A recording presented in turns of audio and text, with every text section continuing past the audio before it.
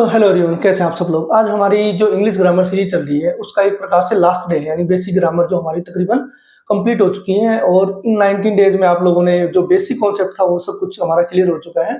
तो जैसे कि आप लोगों को पता है कि हमारी ये पार्ट्स ऑफ स्पीच जो सीरीज चल रही है, फिलहाल इसमें हम लोग पार्ट्स ऑफ स्पीच के जो 8 टॉपिक्स थे वो तो हम अच्छे से क्लियर कर चुके हैं। लेकिन मैंने बताया था कि भाई आजकल मॉडर्न इंग्लिश में क्या होता है कि आर्टिकल और एक टॉपिक और होता है डिटर्मिनर्स, उसको भी क्या किया बताया जाता है कि वो भी एक पार्ट्स ऑफ स्पीच का ही पार्ट बता दिया जाता है। तो जनरली जो न्यू ग्रामर्स बुक्स आती हैं या न्यू मॉडर्न इंग्लिश जो है उसमें पार्ट ऑफ स्पीच के 10 पार्ट्स बता दिए जाते हैं। तो मैंने आपको आर्टिकल में आपको करा चुका हूँ और अब आज हम बात करेंगे डिटर्मिनर्स के बारे में। तो चलिए बात करते हैं डिटर्मिनर्स के बारे में कि डिटर्मिनर्स होता क्या है।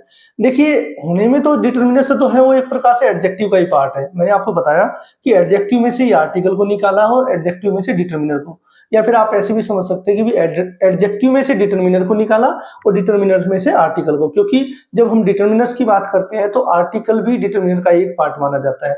अब कुछ ग्रामर्स में तो क्या करते हैं कि इनको अलग अलग करके पढ़ा दिया जाता है, कुछ में क्या है इनको एक साथ ही पढ़ा दिया जाता है। अब जैसा कि मैंने बताया कि जो डिटर्मिनर है वो हमारे एडजेक्टिव का ही पार्ट है, यानी एडजेक्टिव से लिया गया है। तो सबसे पहले तो हमें पता होना चाहिए कि एडजेक्टिव है क्या।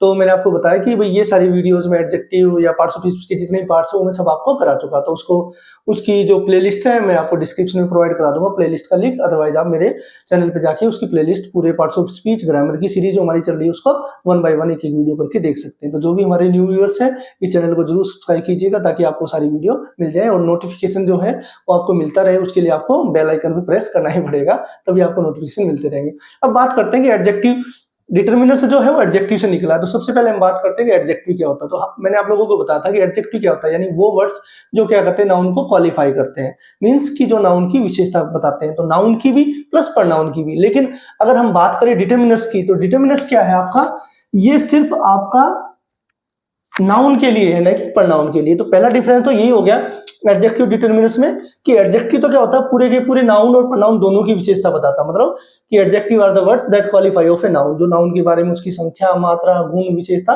ये सब चीजें क्वालिफाई करते हैं। लेकिन डिटर्मिनर्स क्या है, डिटर्मिनर्स की डेफिनेशन की बात करें, सबसे पहले इसका हिंदी का होता है निर्धारक। तो इसके अर्थ से हमें पता चला कि किसी चीज को निर्धारित करना। अब किस चीज को निर्धारित करना, नाउन को निर्धारित करना। जबकि एडजेक्टिव में क्या डिफरेंस है कि वो प्रोनाउन को भी साथ में लेके चलता है, यानी वो नाउन प्रोनाउन दोनों की विशेषता बताता है। तो मेन डिफरेंस तो यही हो गया आपका। अब इसकी डेफिनेशन पे बात करते हैं कि डिटर्मिनर्स आर वर्ड्स, डिटर्मिनर्स वो शब्द होते हैं दैट कम, जो कि आते हैं बिफोर ए नाउन, किसी नाउन से पहले, वो भी किस लिए, to give more information about it. अब देखा जाए तो ये सेम जो डेफिनेशन है वही एडजेक्टिव की होती है, साथ में प्रोनाउन ऐड हो जाता है। लेकिन यहाँ पे मैंने लिखा कि मेनली ये क्या करते हैं, या तो कोई क्वांटिटी यानी मात्रा बताएंगे नाउन के बारे में, या नंबर या उसकी संख्या बताएंगे, या पोजेशन या उसका संबंध बताएंगे। तो ये आपकी 3 चीजों को लेके चलता है। डिटर्मिनर्स जो होता है वो आपकी मेनली 3 चीजों को लेके चलता है, संख्या, मात्रा, संबंध या सांकेतिक तौर पे। तो आप लोग जब एडजेक्टिव का वीडियो देखोगे तो मैंने उसमें बताया था कि एडजेक्टिव जो हमारी जितने टाइप्स के होते हैं, अगर मैं उसमें से एक क्वालिटी को छोड़ दूं तो तकरीबन जो टाइप्स एडजेक्टिव के होते हैं वही हमारे डिटर्मिनर्स के होते हैं। तो इन दोनों इनके यूजेस में कोई ज्यादा डिफरेंस नहीं है, यानी एडजेक्टिव की एक टाइप की हम बात करें क्वालिटी की तो वो चीज डिटर्मिनर्स में यूज में नहीं होती। अदरवाइज जो आपके एडजेक्टिव के टाइप्स हैं वही सेम टाइप्स और वही सेम यूजेस आपके एडजेक्टिव डिटर्मिनर्स के होते हैं। हाँ, सेंटेंस में इनमें कुछ डिफरेंस है, उसके लिए मैं अलग से वीडियो लेके आऊंगा कि किस प्रकार डिटर्मिनर्स और एडजेक्टिव के यूजेस में क्या फर्क है। लेकिन मैं बात कर रहा हूं कि ये नाउन के लिए दोनों, एडजेक्टिव भी नाउन के लिए यूज में लिया जाता है और आपका डिटर्मिनर्स भी नाउन के यूज के लिया जाता है। अब मेन चीज क्या होती है कि आपके ये किस प्रकार कितने टाइप के होते हैं, एग्जाम में कैसे यूज में लिया जाता है, तो हम उस पूरे टॉपिक्स पे बात करेंगे। देखिए, तो मैंने आपको बताया कि डिटर्मिनर्स जो होते हैं वो निर्धारित शब्द जो किसी नाउन से पहले आके उसकी मात्रा, संख्या या उसका संबंध निर्धारित करते हैं। हम एग्जाम्पल से समझते हैं। देखिए जैसे दिस इज माई बुक। अब यहाँ पे देखिए दिस इज माई बुक, तो ये जो माई शब्द है ये आपका क्या है, एक निर्धारित कर रहा बुक को कि यह मेरी किताब है। तो ये आपका क्या होगा, डिटर्मिनर। तो सेम यही एडजेक्टिव भी होता है। लेकिन एडजेक्टिव में डिटर्मिनर में क्या फर्क होता है कि जो डिटर्मिनर है ना वो नाउन से पहले आता है। एडजेक्टिव भी नाउन से पहले आता है लेकिन एडजेक्टिव नाउन के बाद भी आ सकता है। जैसे मैं बात करूं, this is a red book. अब यहां पे देखिए this is a red book. अब यहां पे देखिए दिस इज ए, अब जो ए एन द जो होते हैं आर्टिकल जो होते हैं वो भी डिटरमिनर का ही पार्ट होते हैं। तो यहाँ पे तो आपका ये डिटरमिनर हो गया, ये आपका एडजेक्टिव हो गया और ये आपका हो गया नाउन हो गया।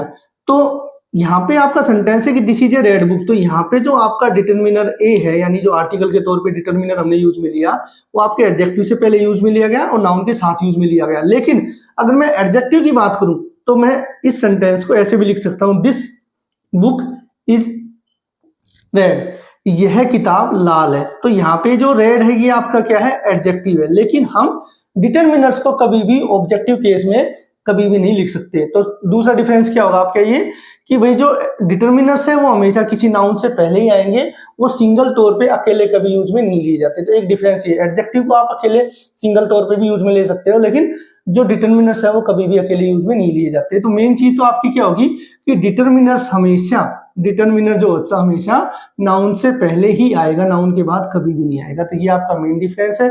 दूसरी चीज, एडजेक्टिव हमारे जितने टाइप्स के होते हैं उनमें से डिटरमिनर्स मेनली आपकी तीन चीजों को लेके चलता है, आपकी क्वांटिटी, नंबर या पोजेशन, इनको लेके चलता है। और एडजेक्टिव जो होता है उसमें क्वालिटी मैटर करती है। जैसे आपने डिग्रीज पढ़ी है हमने, तो जैसे हम लिखते हैं स्मॉल, स्मॉलर वगैरह, तो ये चीजें डिटरमिनर्स में नहीं होती। तो एक डिफरेंस ये भी है कि डिटरमिनर्स में एडजेक्टिव जो क्वालिटी है वो यूज में नहीं ली जाती। तो हम बात करेंगे कि भाई कौन कितने टाइप के होते हैं, कौन कौन सी चीजें किस प्रकार के एग्जाम में हमारे आते हैं। देखिए अगर बात करें हम डिटरमिनर्स के टाइप्स की, तो डिटरमिनर्स के जो टाइप होते हैं ना, 7 टाइप्स होते हैं। There are 7 types of determiners. तो मेन चीज पहले तो ये देखिए कि अगर आप लोगों ने अगर प्रोनाउन पढ़ा है, एडजेक्टिव पढ़ा है, तो सबसे पहले तो देखिए जो भी जिनको भी ग्रामर में इंटरेस्ट है, जिनको इंग्लिश अच्छे तरीके से सीखनी है, सबसे पहले तो आप इन तीन चीजों का कंफ्यूजन समझ लीजिएगा कि आपके प्रोनाउन, आपके एडजेक्टिव और आपके डिटरमिनर्स। ठीक है, ये तीनों इनके जो कुछ टाइप्स होते हैं, मींस अगर मैं बात करूं जैसे डेमोस्ट्रेटिव, पजेसिव, डिस्ट्रीब्यूटिव या इंटरोगेटिव, थोड़ा बहुत इंटरोगेटिव, ये टाइप तीनों टॉपिक्स में यानी आपके प्रोनाउन में भी, आपके एडजेक्टिव में भी, डिटरमिनर्स में भी, तीनों टॉपिक्स में सेम आते हैं। तो इनके यूज के डिफरेंसेस जरूर याद कीजिएगा। फिलहाल आज हम डिटरमिनर्स की बात करें तो मैं इसी टॉपिक में फोकस करूंगा। तो जिनको भी इन चीजों के बारे में, जब तक आप लोगों को प्रोनाउन का, एडजेक्टिव का या डिटरमिनर्स का डिफरेंस समझ में नहीं आएगा, तब तक आपकी ग्रामर यानी आपकी ग्रामर जो है वो इंप्रूव अच्छे से नहीं हो पाएगी। तो इसलिए मैं आपसे रिक्वेस्ट करता हूँ कि आपके प्रोनाउन, एडजेक्टिव वाले वीडियो भी जरूर देखिएगा ताकि आपको उनका डिफरेंस समझ में आ जाए। क्योंकि फिर बाद में क्या होता है, कंफ्यूज होता है, वर्ड सेम रहता है आपका लेकिन यूज कैसे लिया जाता है, मेन बात वो होती है। हम बात कर रहे हैं कि डिटरमिनर्स के कितने टाइप होते हैं, 7 टाइप्स होते हैं। तो सबसे पहला आपका आता है आर्टिकल, ए, एन और द। आर्टिकल आपके ये 3 ही वर्ड होते हैं। तो ये तो वीडियो मैं आपको करा चुका हूं, तो मैं आपको मैंने बताया कि प्लेलिस्ट में आपको ये वीडियो मिल जाएगा, तो हम इस पे बात नहीं करेंगे। ठीक है, उसके बाद डेमोस्ट्रेटिव। डेमोस्ट्रेटिव आपके 4 वर्ड होते हैं, दिस, दैट, दीज और दोज। तो यहाँ पे मैंने बताया था ये सेम यही पार्ट आपका एडजेक्टिव में होता है। तो देखिए ए एंड द आर्टिकल आपको बताइए, दिस और दैट आपके पास की चीजों के लिए, दिस एक वचन के लिए, पास के लिए, दैट मैं सिर्फ आपको समझा रहा हूँ, डिटेल में मैं आपको करा चुका हूँ। ये चीजें एडजेक्टिव में सेम यूज में ली जाती है, एडजेक्टिव और डिटरमिनर्स में सेम यूज में ली जाती है, इनमें कोई डिफरेंस नहीं है, क्योंकि मैंने आपको बताया कि जो डिटरमिनर है एडजेक्टिव से निकला हुआ है। अब मेन जो डिफरेंस होगा हम उस पर रूल फोकस करेंगे। डिटरमिनर जो टॉपिक है हमारा ग्रामर में, जो हमारे एग्जाम में किस प्रकार से आता है, हम उस रूल की बात करेंगे। तो टाइप्स में आपको एक नॉर्मल वे में टाइप्स आपको मैं समझा देता हूँ। तो दिस, दैट, दी, दो जी आपके होते हैं डिस्ट्रीब्यूटिव, सॉरी डेमोस्ट्रेटिव यानी संकेतवाचक। तो दिस जो होता है वो आपकी पास की चीज के लिए, दैट होता है दूर की चीज के लिए, दीज पास की बहुत सारी चीजों के लिए, दोज दूर की चीजों के लिए। उसके बाद पजेसिव। पजेसिव आपका माई और योर, हिज, हर, इट्स और देयर, ये आपके पजेसिव डिटरमिनर्स होते हैं। तो यहाँ पे भी मैंने आपको अभी बताया ना कि प्रोनाउन एडजेक्टिव में क्या डिफरेंस होता है, क्योंकि मैंने देखा कि कई जगह प्रोनाउन में पढ़ा दिया जाता है आपको माई और योर, हिज, हर वगैरह। तो मैंने आपको पहले भी समझाया था कि ये आपके डिटरमिनर्स ही होते हैं, एडजेक्टिव होते हैं। प्रोनाउन जो होता है आपका क्या होता है, mine, ours, yours, his, hers, theirs, ये आपके क्या होते हैं, प्रोनाउन होते हैं। तो ये आपके एडजेक्टिव भी होते हैं और डिटरमिनर्स भी। ठीक है, उसके बाद डिस्ट्रीब्यूटिव आपने पढ़ा था, ईच, एवरी, आइदर या नाइदर। तो यही चीज आपकी प्रोनाउन में भी यूज में आती है, यही चीज आपकी एडजेक्टिव में भी। तो यहाँ पे भी देखिए माई और ये तो मैंने आपको बताया संबंधबोधक के लिए, और ईच, एवरी, आइदर, नाइदर तो ये आपके डिस्ट्रीब्यूट करने के लिए। तो ईच का मतलब होता है प्रत्येक, यानी कम संख्या के लिए, एवरी ज्यादा संख्या के लिए, इसका मतलब भी प्रत्येक होता है, आइदर दो में से कोई एक, और नाइदर दोनों में से कोई एक, दोनों में से कोई भी नहीं। तो ये भी आपके क्या होते हैं, डिस्ट्रीब्यूटिव डिटर्मिनर्स होते हैं। उसके बाद इंटरोगेटिव जो डिटर्मिनर्स होते हैं वो आपके व्हाट, विच और हुज। बस आपको मेन बात क्या याद रखनी है कि भाई ये जो जितने भी डिटर्मिनर्स होंगे उनके साथ अगला वर्ड हमेशा नाउन आएगा। तो एक डिफरेंस तो वैसे ही पता चल जाता है हमें कि प्रोनाउन में और एडजेक्टिव में, यानी डिटर्मिनर एडजेक्टिव का ही पार्ट है, तो प्रोनाउन में एडजेक्टिव में मेन डिफरेंस ये क्या है कि प्रोनाउन जो होते हैं वो अकेले यूज में लिए जाते हैं। मान लो किसी भी वर्ड की हम बात करते हैं, जैसे मैं एक एग्जांपल समझा देता हूँ वापस, कोई कंफ्यूजन न रहे। जैसे मैंने लिखा दिस बुक इज माइन, और यहां पे मैंने लिखा दिस इज माई बुक। अगर इन दोनों एग्जाम्पल में मैं अगर दिस की बात करूं तो हमें यह समझना है कि आपका प्रोनाउन कौन सा है और आपका एडजेक्टिव कौन सा है या डिटर्मिनर कौन सा है। तो मैंने बताया कि डिटर्मिनर और एडजेक्टिव ये चीजें सेम ही रहती है।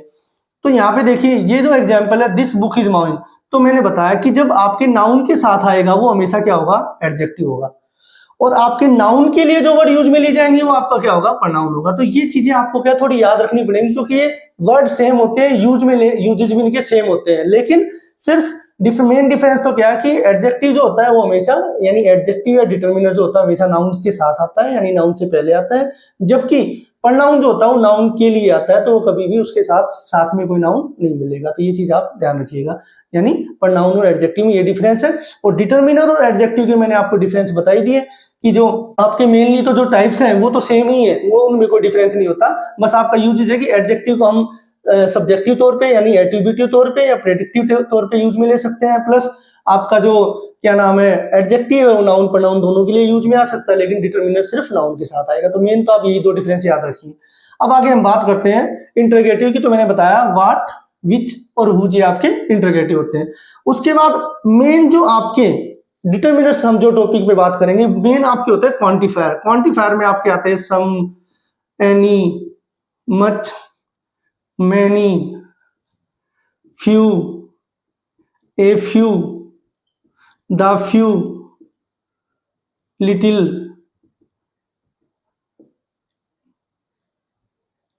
सम, any, much, many, few, a few, the few, various. तो ये जो वर्ड्स है ना यही आपके डिटर्मिनर्स का एक प्रकार से मेन पार्ट होते हैं हमारे एग्जाम में, कॉम्पिटिटिव एग्जाम में या बोर्ड एग्जाम में। इन्हीं से रिलेटेड हमारे टॉपिक आते हैं, इन्हीं से रिलेटेड हमारा क्या आता है, ग्रामर में कोई भी क्वेश्चन आता है। उसके बाद नंबर आपके दो प्रकार के होते हैं, कार्डिनल यानी 1 2 3, ये जो नंबर होते हैं 1 2 3, और आपका ऑर्डिनल, तो ऑर्डिनल होता है आपका first second third fourth fifth, ये जो होते हैं आपके कार्डिनल ऑर्डिनल। तो अब बात करते हैं कि भाई आपके ये 7 टाइप्स के डिटर्मिनर्स होते हैं। देखिए जिसमें मैंने आपको बताया कि मैं आर्टिकल आपको पढ़ा चुका हूं, उसके लिए आप प्लेलिस्ट में जाके देख लीजिएगा। उसके बाद दोबारा हम वापस इस वीडियो को कभी और बेहतर तरीके से ले आएंगे। उसके बाद डेमोन्स्ट्रेटिव हम पढ़ चुके हैं, पजेसिव हम पढ़ चुके हैं, डिस्ट्रीब्यूटिव हम पढ़ चुके हैं। यानी ये चीजें आपकी डेमोन्स्ट्रेटिव, पजेसिव, डिस्ट्रीब्यूटिव और इंटरोगेटिव, ये आपका जो सेम आपका एडजेक्टिव होता है वही आपका डिटर्मिनर का रूल होता है। तो इनमें कोई डिफरेंस नहीं है। आज हम बात करेंगे क्वांटिफायर की और नंबर्स की। साथ में हम जो आपके एग्जाम में आने वाले रूल होते हैं उसके अकॉर्डिंग हम जो आपका डिस्ट्रीब्यूटिव टॉपिक जो होता है वो भी हम उस पर काम करेंगे, यानी उसके जो शॉर्ट मेथड होते हैं उस पर हम काम करेंगे। तो चलिए देखते हैं कि हमारे एग्जाम में किस प्रकार से यूज में आते हैं। तो चलिए अब हम डिटर्मिनर में से जो हमारे इंपॉर्टेंट एग्जाम में आने वाले डिटर्मिनर्स वर्ड होते हैं जो कॉम्पिटिटिव एग्जाम में आते हैं, बोर्ड एग्जाम में आते हैं 10th 12th वगैरह में, तो उन पर बात करते हैं। क्योंकि टाइप्स तो मैंने आपको बताया कि एडजेक्टिव टाइप का ही होता है, लेकिन जो मेन हमारे डिटर्मिनर्स वर्ड्स हैं जो हमारे एग्जाम में फोकस करते हैं, एग्जाम में कॉम्पिटिटिव एग्जाम में आते हैं, उन पे बात करते हैं। तो देखिए मैंने शुरुआत की है, पहले हमने दो शब्द लिए हैं सम और एनी, ये आपके क्वांटिफायर में से होते हैं। तो जनरली एग्जाम में हमारे क्वांटिफायर से रिलेटेड ही बोर्ड एग्जाम में वगैरह में आते हैं, कॉम्पिटिटिव एग्जाम में आते हैं। तो इंपॉर्टेंट डिटर्मिनर्स फॉर एग्जाम, आपका पहला सम और एनी। देखिए ये पेयर वाइज काम करते हैं, हमें इनके रूल में डिफरेंस देखिए कैसे। देखिए सम का मतलब होता है कुछ या कोई, इस सेंस में यूज में लिया जा सकता है। एनी का मतलब ये होता है कुछ या कोई।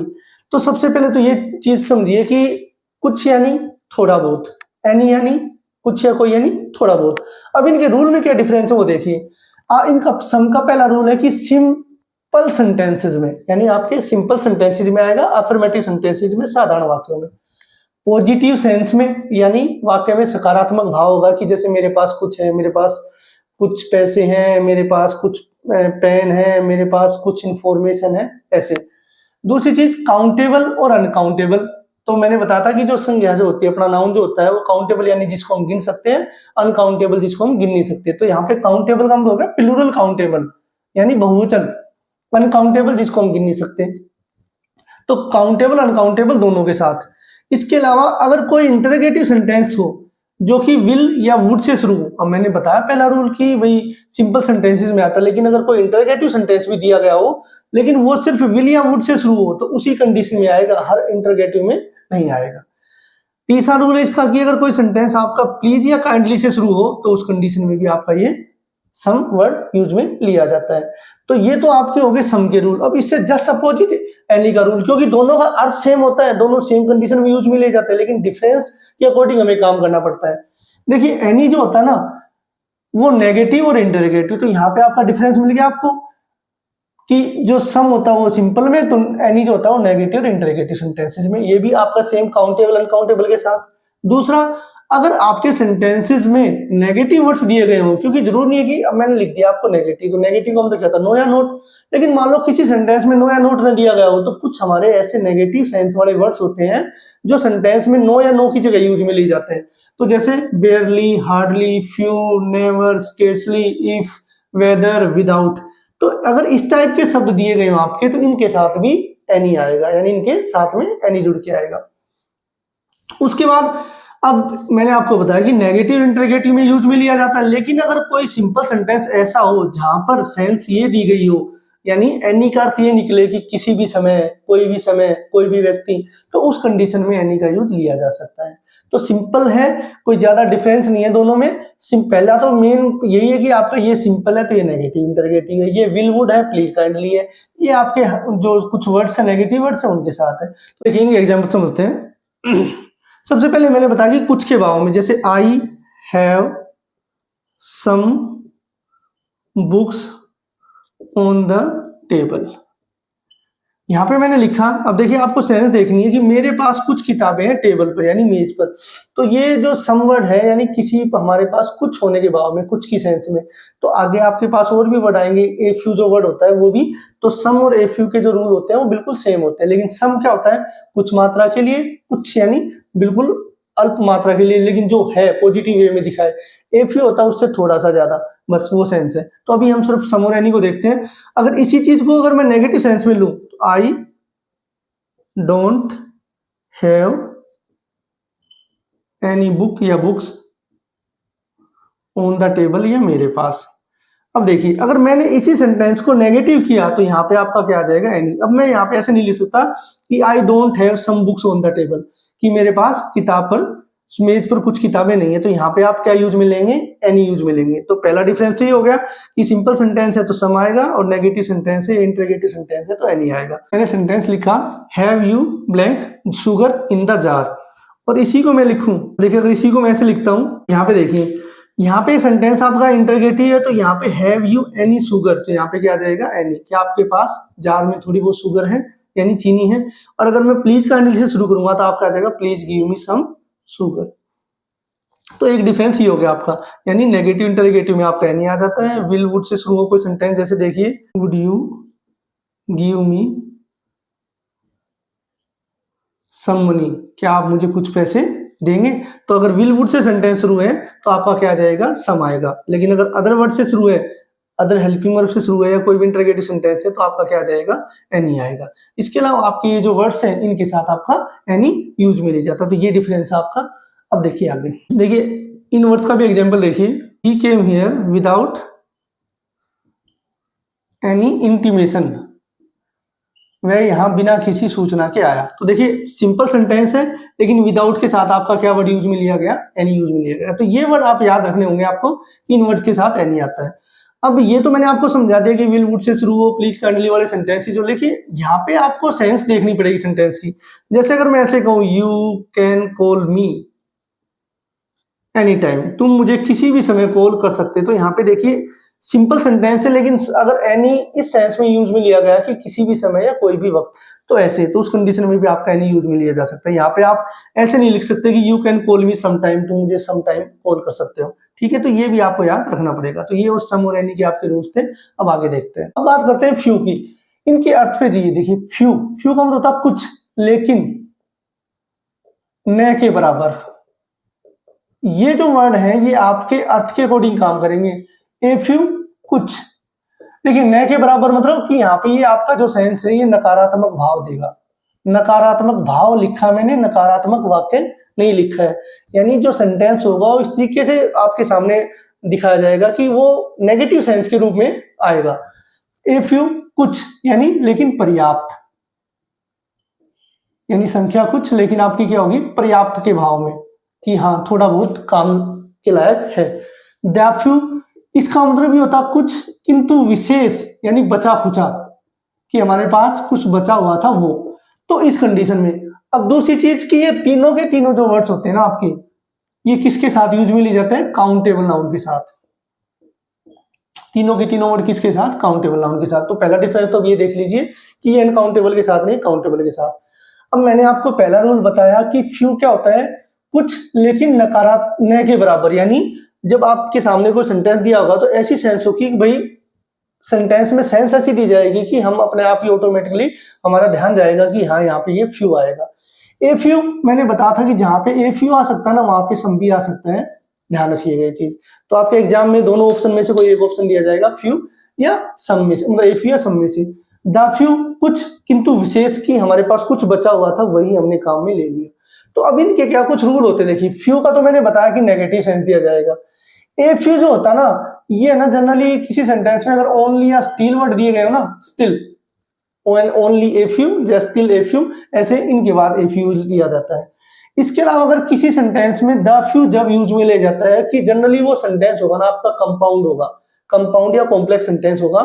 तो अब आप कंपाउंड और कॉम्प्लेक्स में कंफ्यूज रहे तो मैं आपको बता देता हूं कि ऐसे सेंटेंस जो दो हिस्से में होंगे तो उनमें क्या होगा, आपका कोई सेंटेंस हु विच दैट, या फिर हु विच दैट नहीं होगा तो नेक्स्ट आगे जो सेंटेंस जुड़े होगा ना, हैज हैव हैड, इस टाइप के सेंटेंस होंगे। यानी आपका एक अर्थ याद रखने के लिए बता रहा हूं मैं, एक शॉर्ट ट्रिक के तौर पे, कि ए फ्यू जो होता है वो तो ओनली और स्टिल के बाद यूज में ले जाता है, या प्रॉपर ऐसे सेंस में कि हाँ मेरे पास कुछ है जिसको मैं यूज में ले सकता हूँ। द फ्यू होता तो इसका भी अर्थ कुछ ही है लेकिन विशेष भाव में। तो आपको अगर सेंटेंस की सेंस समझ में नहीं आए तो उस कंडीशन में आपको देखना कि अगर कोई मिक्स क्लोज वाला सेंटेंस है, कंपाउंड या कॉम्प्लेक्स, या फिर ये याद नहीं रहे तो आप ये देखना कि who which that which has have had word दिए गए हैं तो उस कंडीशन में द फ्यू आएगा। और फ्यू जो होता है वो हमारा किस सेंस में आएगा, नेगेटिव सेंस में। अब एग्जांपल देखिए एग्जांपल देखिए। अब देखिए फ्यू का एग्जांपल मैंने आपको बताया कि फ्यू जो होता है कुछ लेकिन न के बराबर, यानी कि आपकी सेंस ऐसी होगी कि कोई चीज है जिसको मैं यूज में नहीं ले सकता। और ये पहली चीज। दूसरा मैंने क्या बताया आपका, काउंटेबल नाउन के साथ। तो जैसे देखिए फ्यू का एग्जांपल समझिए, तीनों को मैं मिक्स करके आपको समझाऊंगा।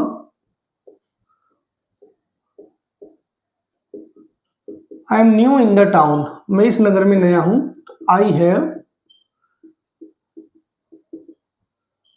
अब यहां पे देखिए दोनों सेंटेंसेस आपके क्या है, सिंपल सेंटेंसेस है, लेकिन जब आप सेंटेंस का अर्थ करेंगे I am new in the town, मैं नगर में नया हूं। नगर में नया हूं तो इसका मतलब क्या हो कि मेरे जो दोस्त है ना यहाँ पे वो क्या है, बिल्कुल ही नाम मात्र को है, यानी नए के बराबर है।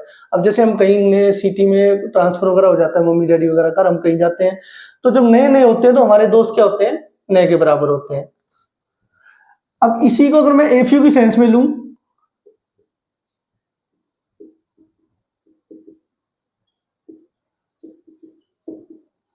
अगर इस सेंटेंस को मैं ऐसे लिख देता हूं, I have friends in this town, कि इस नगर में मेरे कुछ दोस्त हैं, तो यहाँ पे आप ए फ्यू लिख सकते हैं, क्योंकि यहाँ पे देखिए सेंटेंस की जो सेंस है ना वो नेगेटिव कहीं से भी नहीं है। आप यही कहेंगे यार मेरे कुछ दोस्त हैं, हम बोलेंगे बहुत सारे दोस्त हैं तो उस कंडीशन में भी आपको कुछ ऐसा दिखाना पड़ेगा, जो भी मैं एग्जांपल बताऊंगा कि आप बहुत फेमस है तो आपके बहुत सारे दोस्त हैं, ठीक है।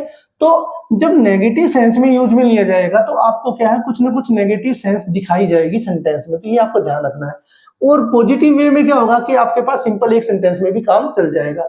द फ्यू का एग्जांपल देखिए। अब यहाँ पे देखिए, आई लॉस्ट रुपीज, मैंने रुपये खो दिए। एक चीज और ध्यान रखिएगा, देखिए मनी जो होता है ना, MONEY, मनी वो होता है अनकाउंटेबल होता है, रुपीज जो होता है काउंटेबल होता है। तो रुपीज के साथ हमेशा फ्यू, ए फ्यू, सम आ सकता है, लेकिन मनी के साथ few, a few, the few नहीं आएगा। ठीक है, तो रुपीज यानी काउंट कर सकते हैं, मनी को हम काउंट नहीं कर सकते। तो I lost rupees which I had in the pocket. अब मैंने आपको बताया था कि अगर आपको सेंटेंस का अर्थ भी समझ में नहीं आता है तो उस कंडीशन में आपको ये देखना कि विच वगैरह दिया गया हो, हेड वगैरह दिया गया हो, तो ये एक प्रकार से दो सेंटेंसेस का क्लोजेस से रिलेटेड होता है। तो यहाँ पे देखिए, I lost the few rupees, कि मेरे पास वो जो थोड़े बहुत पैसे बचे थे ना, which I had in the pocket, वो भी मैंने क्या कर दिए, मेरे से गुम हो गए, खो दिए। तो इस प्रकार ये तो आपका एक फिक्स रूल चलता है कि which, who, which, that, has, had के साथ, ये तो आपको आंख बंद करके भी आप इसको फिल कर सकते हो कि हाँ इसके साथ यही आएगा, क्योंकि सेंस ऐसी दी जाएगी कि मेरे पास कुछ बचा था वो भी गुम हो गया। यहाँ पे और एग्जांपल देखिए, there are mangoes in the basket, टोकरी में क्या है, कुछ, तो यहाँ पे आपका क्या जाएगा, ए फ्यू।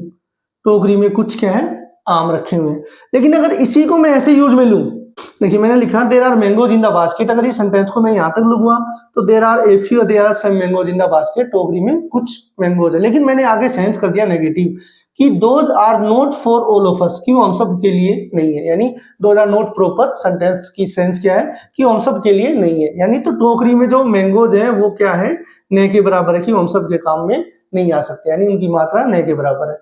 तो इस प्रकार जो नेगेटिव सेंस होगी वहां उस कंडीशन में आपका क्या यूज में लिया जाएगा, फ्यू।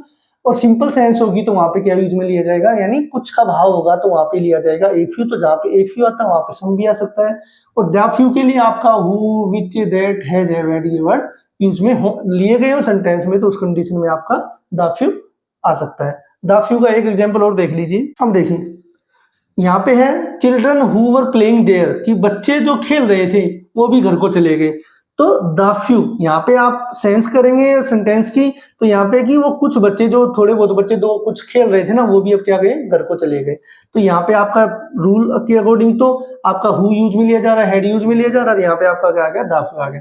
तो इस प्रकार ये आपका फ्यू, ए फ्यू और द फ्यू। अब सेम इसी तरीके से आपका little, a little, the little का यूज में लिया जाता है, लेकिन अनकाउंटेबल नाउन के साथ। देखिए उसके रूल्स। देखिए अब बात करते हैं हम लिटिल, ए लिटिल और द लिटिल।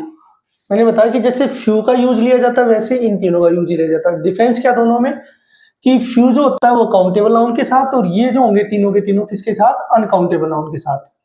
अनकाउंटेबल यानी जिसको हम गिन नहीं सकते। तो गिनने का मतलब यहाँ पे चाहे वो आपकी कोई इन्फॉर्मेशन हो, चाहे आपकी कोई फीलिंग्स हो, इमोशंस हो, कोई चीज हो, कोई ऐसी मटेरियल हो जिसको हम काउंट नहीं कर सकते, वो सब के सब अनकाउंटेबल होते हैं।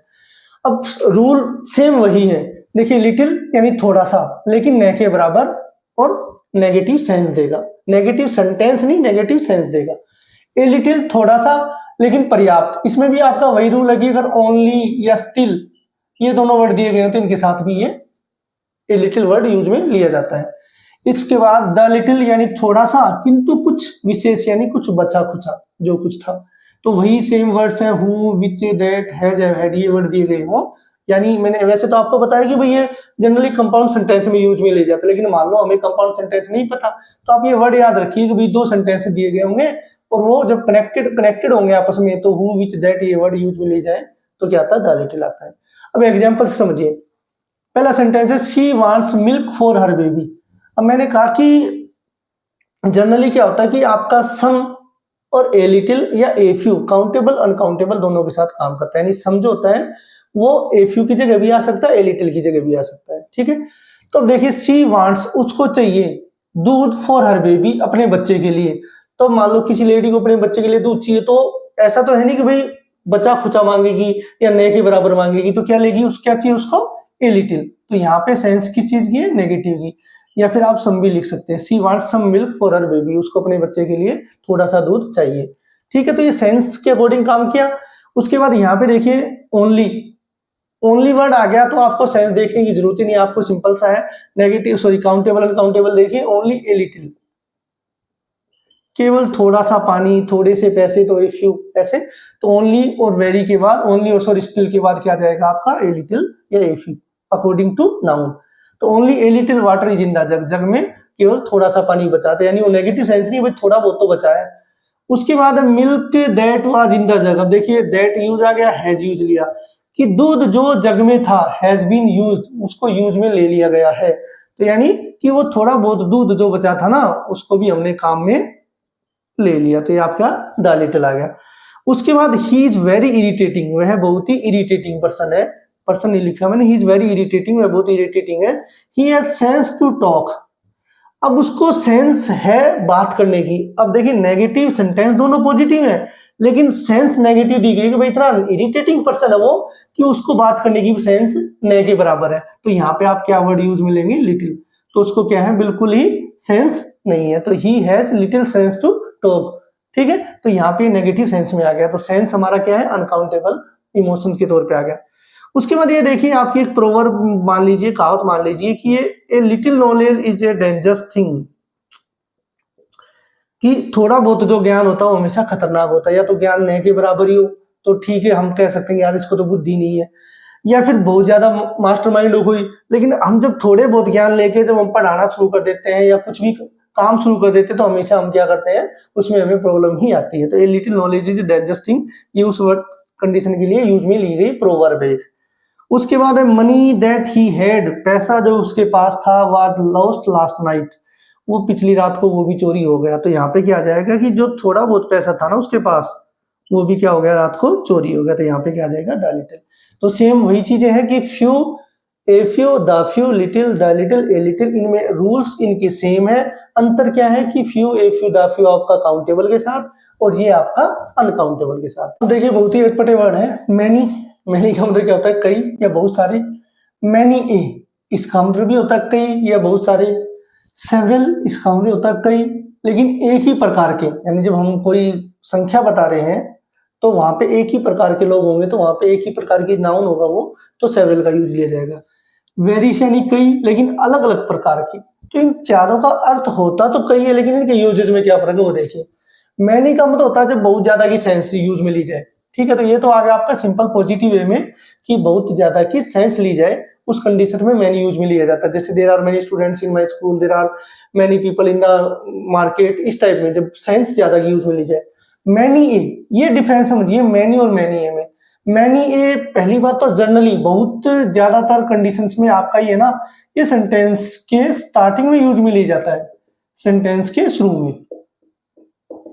दूसरी चीज, ये फॉर्मल या लिटरेचर, जब जनरली कोई हम लिटरेचर की बात करते हैं तो इस टाइप के सेंटेंसेस वगैरह में यूज में लिया जाता है, यानी ये तो आपका फॉर्मल इनफॉर्मल कैसे भी, ये एक पर्टिकुलर किसी चीज को प्रभावी दिखाने के लिए, जैसे हम लिटरेचर वगैरह लिखते हैं उसमें।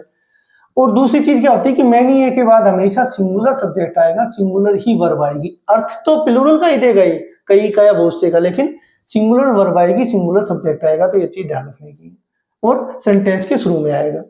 उसके बाद सेवरल, आपको कुछ मेंशन करना हो कि एक ही प्रकार की कोई नाउन का जिक्र करना हो तो सेवरल आता है, और अलग अलग प्रकार के नाउन का जिक्र करना हो कई के अर्थ में तो वेरियस आएगा।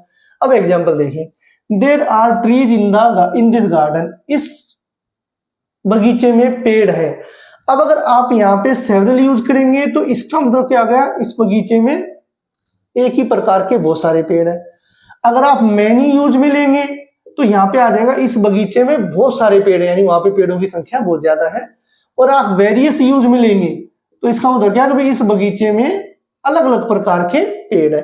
तो ये आपके जनरली एग्जाम में तो आपका कोई जो होता है ना ऑप्शंस में आता है, तो वहां पे आपका ऐसा नहीं होगा कि आपके दो ऑप्शन तीन ऑप्शन एक साथ दिए जाएंगे, तो ये कंफ्यूजन दूर कर लेना आपका कि ऐसा नहीं कि आपके। दूसरी चीज, अगर मैनी या वेरियस की कोई सेंस दी जाएगी साथ में कि आप किस कंडीशन में यूज में लेते हैं, तो ऐसा नहीं कि भाई तीनों वर्ड आप लिख के आएंगे, तो वहां पे ऐसा कोई सेंटेंस होगा जो आपको सेंस को डिफाइन करेगा। तो आप ये तो मैं सिर्फ आपको समझाने के लिए बता रहा हूँ कि अगर आपको एक ही प्रकार की चीजों की मात्रा ज्यादा दिखानी है, संख्या ज्यादा दिखानी है, तो आपका सेवरल यूज आएगा। अलग अलग प्रकार की दिखानी है तो आपको वेरियस आएगा। और बहुत सारी संख्या दिखानी कि भाई बहुत ज्यादा पेड़ है, तो उस कंडीशन में क्या आ जाएगा, मैनी आ जाएगा। तो ये सिर्फ मैंने एग्जाम्पल के तौर पर बताया, ठीक है। अब उसके बाद people attended my birthday party. अब यहाँ पे देखिए many people attended my birthday party, बहुत सारे लोगों ने मेरी बर्थडे पार्टी अटेंड की, तो यहाँ पे क्या जाएगा, मैनी। अब students were playing in the playground, playground में स्टूडेंट्स खेल रहे थे, बहुत सारे खेल रहे थे या सेवरल खेल रहे थे, तो यहाँ पे भी आप सेवरल या मैनी। लेकिन यहाँ पे देखिए नेक्स्ट मैंने एग्जांपल लिखा, student has got 90% in my school. तो यहाँ पे आपका क्या है कि मेरे विद्यालय में 90% मार्क्स है, जो मैनी ए बहुत से विद्यार्थियों, तो यहाँ पे स्कूल की एक प्रशंसा होगी कि भाई बहुत से विद्यार्थियों ने मैनी ए। अब देखिए यहाँ पे क्या मैं ए फ्यू लिख सकता हूँ भाई, सेंस तो यहाँ पे फ्यू भी आ सकता है कि फ्यू स्टूडेंट, एक नेगेटिव सेंस भी दे रहा है ना कि 90% मार्क्स इजी वे में मिलते नहीं है। लेकिन यहाँ पे आपको ये चीज नोटिस करनी है कि यहाँ पे ये नेगेटिव सेंस, सॉरी सिंपल जो है आपका सिंगुलर सब्जेक्ट है, सिंगुलर वर्ब है, तो यहाँ पे फ्यू नहीं आ सकता। अगर मैं यहाँ पे स्टूडेंट्स कर दूं ना, हैव कर दूं, तो फ्यू आ सकता है, क्योंकि 90% मार्क्स न के बराबर लोगों को मिलते हैं, तो फ्यू स्टूडेंट्स आ सकता है यहाँ पे। लेकिन मैंने सिंगुलर सब्जेक्ट दिया है, सिंगुलर वर्ब लिए, तो ये याद रखने की बात। उसके बाद आई है प्लांट्स इन माई गार्डन, मेरे बगीचे में प्लांट्स है, तो वेरियस, बगीचे में प्लांट हम एक प्रकार के तो रखते नहीं है, तो various plants in my garden. उसके बाद देखिए soldiers were killed in the war, युद्ध में सैनिक मारे गए, तो many soldiers were killed in the war, युद्ध में बहुत सारे सैनिक मारे गए, तो यहाँ पे वेरियस या सेवरल नहीं आएगा। तो मैं बता रहा हूँ आपको कि सेंस के अकॉर्डिंग ही फिल करने पड़ते हैं, यहाँ पे आप वेरियस या सेवरल नहीं लिख सकते। उसके बाद यहाँ पे देखिए नेक्स्ट सेंटेंस मैंने सेम वही लिया, लेकिन यहाँ पे मैंने सब्जेक्ट लिया सोल्जर, हेल्पिंग वन, तो यहाँ पे भी मैनी ए सोल्जर, तो ये सेंस दिखाता है कि अगर सिंगुलर सब्जेक्ट है, सिंगुलर वर्ब है, तो आपका क्या आ जाएगा, मैनी आएगा, प्लूरल है तो मैनी आएगा। अर्थ सबका एक है, लेकिन यूजेज सबके अलग अलग है। देखिए नेक्स्ट समझिए हमारा मच। मच का मतलब क्या होता है, बहुत ज्यादा। ए लोट ऑफ या लोट्स ऑफ, इसका मतलब भी क्या होता है, बहुत ज्यादा।